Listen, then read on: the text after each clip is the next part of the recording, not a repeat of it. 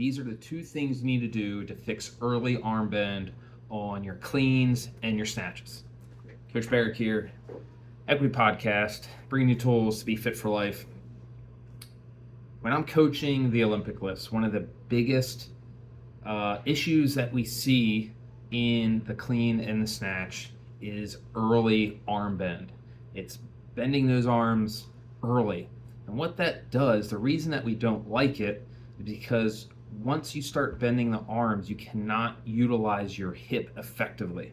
You're taking your legs out of the movement, and the legs and the hips are what make that movement explosive, and that is how we do that movement very efficiently and effectively.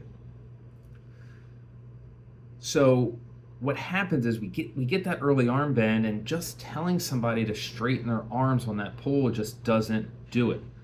And the reason is we need to find out what the root cause of the problem is. Why are they bending the arms early? And there's two reasons that we see early arm bend.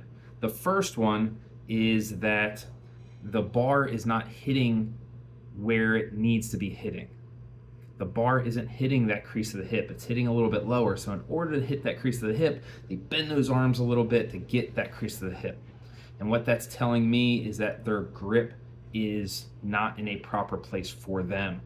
We want that grip wide enough so that if I'm standing at the top of a deadlift for the snatch, it's in the crease of my hip. Now for the clean, it's going to be a little bit lower. That grip should be right outside of your hips, about a thumb's distance outside your hips. But for that snatch, I want that wide grip right in the crease of your hip. That's what we're looking for. So if our arms are too narrow, we have that tendency for people to early arm bend so that they can force themselves to hit where they're supposed to hit, and we obviously don't want that. The second reason, and I think the one that we see more frequently, and that is a little bit harder to adjust, it's harder to get people to make the change, is the reason that they bend their arms is because when they bend their arms, they feel tension. They feel tight and they feel in control. If I keep my arm straight, I don't have any tension there. I don't feel in control. I don't feel like I can get that bar to my shoulder or to an overhead position. Okay, so if that is why the arms are being bent, what does that mean is happening? What's the root cause? And I think the root cause is not being engaged in your shoulder girdle. Your chest, your shoulders, your traps, your lats, your shoulder blades, they're loose. They're not engaged. What we need to see is that tension in the shoulder girdle. When we set up for our lift, when we're getting ready to hit that startup, we need to send those shoulders back. We need to get tension. We need to squeeze that chest. When we squeeze the chest, that lat has a tendency to turn on. When I say tendency, it turns on, right? We need to squeeze those shoulder blades. We need to get tension in the shoulder girdle. Now that I have that tension, I'm going to feel more in control of that bar. If I don't have that tension, that bar's going to pull me over and I'm not going to feel in control. I'm not going to feel like I can actually hit that lift. Now that we know the reason, how do we do that? Well, it's by getting that tension, in your shoulder girdle. And that all starts with our setup.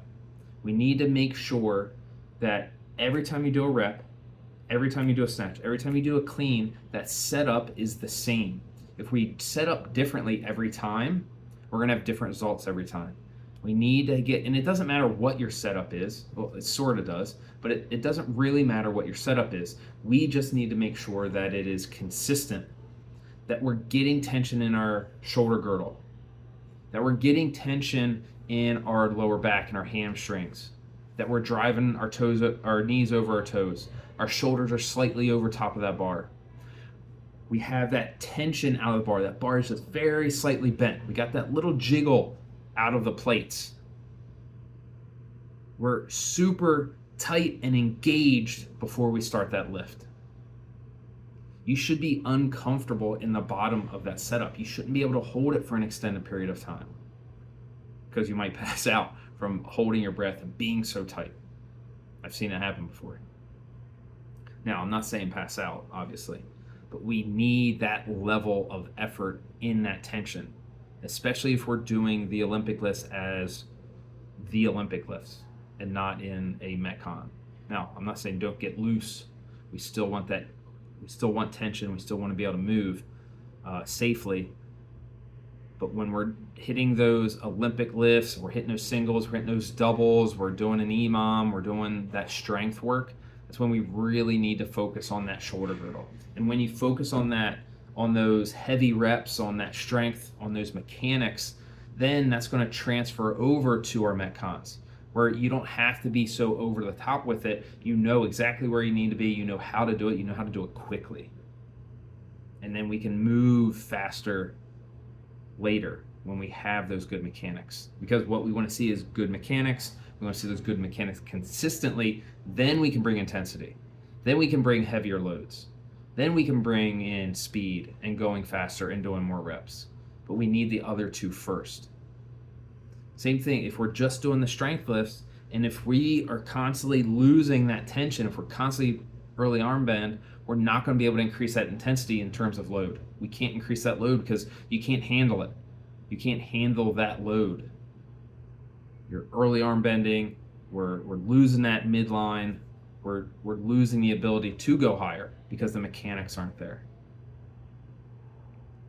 So, if we are looking to improve our snatch and our clean, pulling from the floor, pulling in that first and second pull, we want to make sure that our grip is in a proper place, that we're hitting where it's supposed to be hitting when we're at full extension. So make sure that grip is nice and wide, or make sure that grip is right outside for the cleans, right outside the hips. And then secondly, on both those movements, we're making sure that our shoulder girdle is active and engaged. And this will help you remove that early arm bend and let you do more load, more reps, and do better in your workouts. The setup is it's very hard to talk about setup in this format. It's borderline hard to talk about just engaging the shoulders. So if you want to learn a little bit more on setting up properly, in the show notes, I'll have a video breakdown of one of my lifts or one of our other lifters' lifts of a side-by-side and breaking down how to hit that startup position. We've done a lot of those with our frame-by-frame series where I break down one of our members' movement, and I have another one side-by-side, and I show the differences of what we need to do to improve this lift.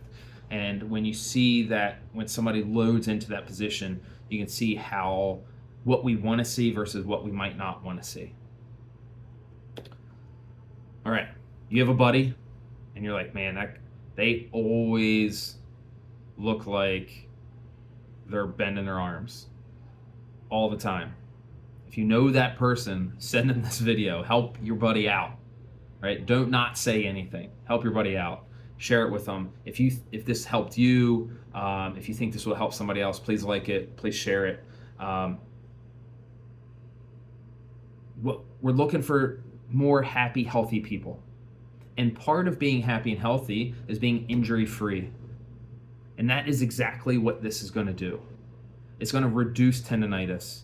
It's going to increase, it's going to reduce tendonitis. It's going to reduce the chances of a back issue, right? By moving well, this is what this is. The whole point of getting that shoulder girdle, getting tension in that shoulder girdle, is to improve our mechanics. And the better our mechanics, the less likely we are to hurt ourselves. It reduces our risk of injury, and that is the whole goal. That is going to help people be healthy and happy, and that's what we're trying to do. Thank you so much for listening today, adding another tool to your toolbox. Cheers.